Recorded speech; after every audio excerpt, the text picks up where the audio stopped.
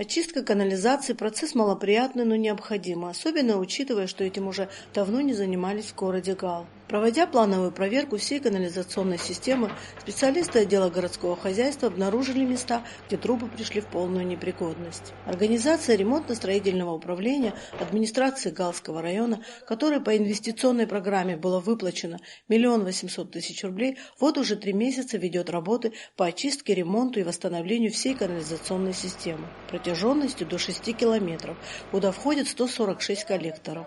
99% производимых работ уже выполнено. В данный момент работа приостановлена в связи с погодными условиями, которые не позволяют работать в полной мере. Но по словам директора РСУ Валериана Липсая, буквально на днях работы по очистке всей городской системы канализации будут завершены.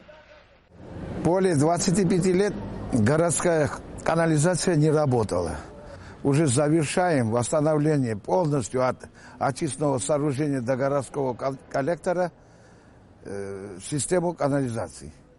Остается лишь понять всю серьезность засоренности канализации и поэтому следить за состоянием труб, периодически откачивая отходы, а для профилактики тщательно следить за тем, чтобы как можно меньше попадало продуктов питания, шерсти и прочих предметов, которые приводят к неизбежному засорению канализационных труб и всей системы в целом.